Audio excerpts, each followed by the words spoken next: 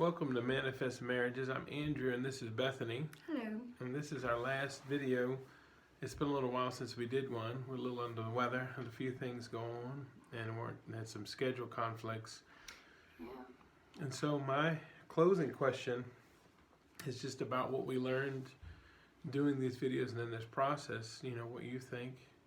And of course, she didn't know this question has come, so it may take a second to think about it, but No, actually, I had a feeling that might be something you asked me. So I think the takeaway for me has been just that no matter how far you have come, that you always can go further. You can always grow more. I think that, just when you think you've got it all figured out, it's not, you don't have it all figured out.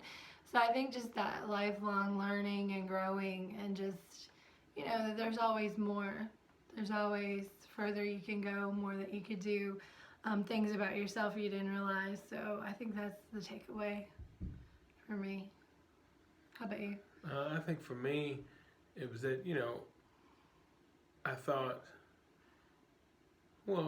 I was surprised a couple times. I thought that maybe 100%, not 100%, like in the 90s, 90%, that, the questions, no matter, like I was prepared for them. But I would say there were a couple of times where the answers that you gave were surprising. And then I totally agree with learning more, going into this. I anticipated, some warfare, where you do things together for the Lord. And it took a little while before it surfaced. But that was a learning experience too. When we look back on these videos, we'll know that there was a really good time period in our life. God's doing a lot, and we're doing trying to help some people in the ministry, and both working and raising these 3 boys, and got a lot of pets around, a lot of creatures around the house. So it's a real fruitful time. So I love that.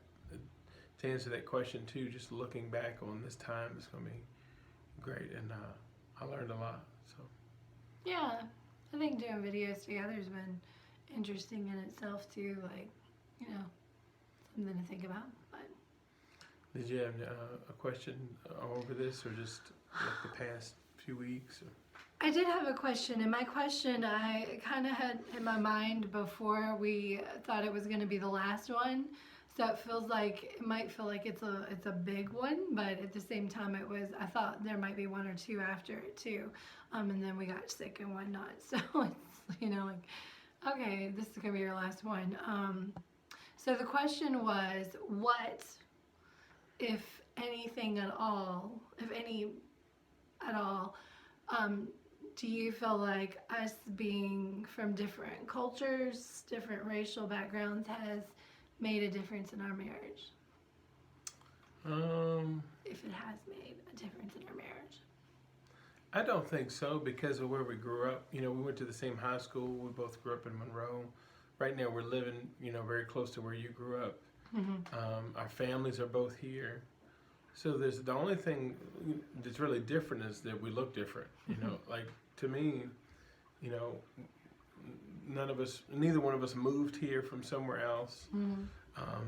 Neither one of us is big city, and the other one's in the country. We both grew up in the country, so I don't think it's a big to-do. I know in both of our families there were some questions and like resistance and things like, okay, buddy, just a few things that people had questions about, like, do you really want to go down this road as far as an interracial marriage and that kind of stuff, and those are genuine concerns, especially at the time and even now, but we haven't had. It's been great. I mean, I wouldn't take it back as far as that goes, racially or anything like that, and even our kids, they accept both. We don't say you have to be either or.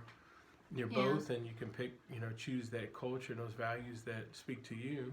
And we're kingdom people, so we promote that Jesus and his kingdom first and foremost, so that they know their brothers and sisters are all different kind of colors. So I think we really take that scripture to heart when it says there's no Jew nor Gentile, no free or slave, no Greek, no male, female. That kind of like our culture doesn't influence the kingdom. The kingdom influences our culture, and we've both been kingdom people no matter what. And we knew that this relationship was what was God ordained, you know.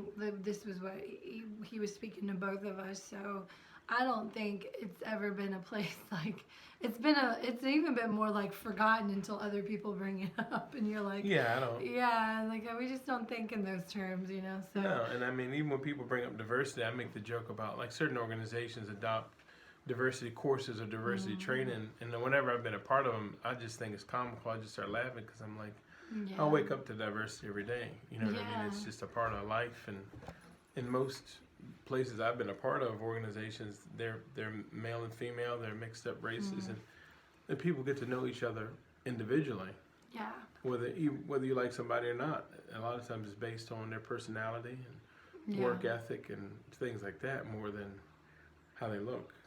So Yeah, and I think when people are always talking about like, you know, ending, you know, just like the whole racism issue in the country and in the world today, I'm like, I look at my family and I think, you know, that we're living Martin Luther King Jr.'s dream. Like, I think so too. we are what he wanted. So Yeah. I love being a part of that, and I love our family just the way it is. Like you said, I wouldn't change a thing about it, and it's not a big emphasis or focus for us at all, and we No. love and celebrate each other's differences and even the differences in our culture, you know. So Yeah.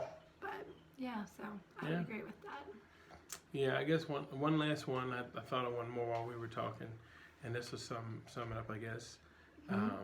You know, what does it take to manifest a healthy marriage?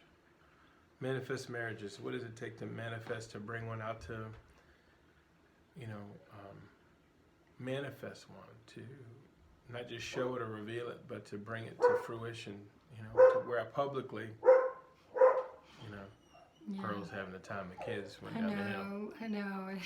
They got her started.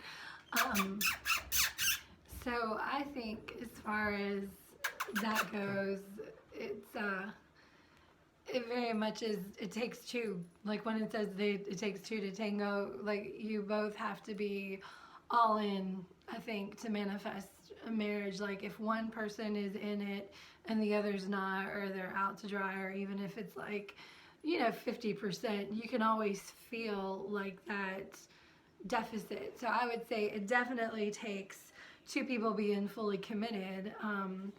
And I think honestly, in the aspect of everything we've talked about, is the Lord being the center. I know we've talked about that several times, but it's still true. Like He's got to be like my everything, and He's got to be your everything. And if He's not, then we're gonna try to get that from each other, and then that can cause issues in and of itself. So He has to be at the center, and we have to be pursuing Him together and pursuing Him separate. And I think it takes that to manifest a marriage, because He'll show you in a heartbeat. He'll show you what you did wrong, you know, how you've neglected something, how you've, you know, like if it's dishonoring someone, He'll show you those things. So yeah, that's what I think. How about you? What do you think? I think that just like manifesting a healthy relationship with the Lord, it's the hidden time, you know, it's the hidden mechanics behind everything. And I think if you're going to have a marriage that looks outwardly like it's healthy, you want it to be healthy inwardly as much as you can. And that's, you know, where no one can see it, where it's just the family, even in your private life or your thought life, and that goes deeper, that hiddenness goes deeper and deeper. And but I think to the degree that that's healthy, you know, how you think about your spouse or what you do when no one's around, that will dictate the fruitfulness outward. Yeah. Because you don't want to live a hypocritical life or marriage where you're portraying one thing, but you see that a lot. You see, man, they were so happy, they were holding hands, I just saw them doing this, but on the inside it's eroding, you know, it's like, and then one day someone just goes, hey, you know, I've been thinking about a divorce, or they already have plans in the works. Yeah. Or they've already pulled away, they've already separated themselves. Like when you feel that, if you don't address it, then it's going to be a problem. Yeah. Like, So do the hard work if you can. Look at the fine-tuned it's not always stuff. easy. Yeah, if just facing those things, and God helps you with them. He'll help you with them. Friends, community is a big thing, to open up to someone and say, hey, this is how I'm feeling, this is what I'm going through. You can't trust everybody with it. But definitely the Lord. The kids asked the other day, they said, "Who's your best friend, Dad?" And I said, "The Lord." You know, and they said, "Other than that," and I said, "Well, your mom, you know, and I are best friends." And That's true. I really do feel that way. I feel closer to you than anyone. yeah, and then I'd say our friend, you know, Cynthia's bringing up the rear on that. But it's got to be the Lord. And the comparison, it's got to be light years ahead of everybody because He's the Comforter, He's the Counselor, He's and that's Holy Spirit too. You know, He's those things. The Lord is the Spirit. So yeah, I think so. Doing hard, we're facing those things and dealing with them. Being intentional, Yeah. Yeah, and just choosing love. It's not always a feeling, it's choice. Yeah. So, Well, this has been a pleasure.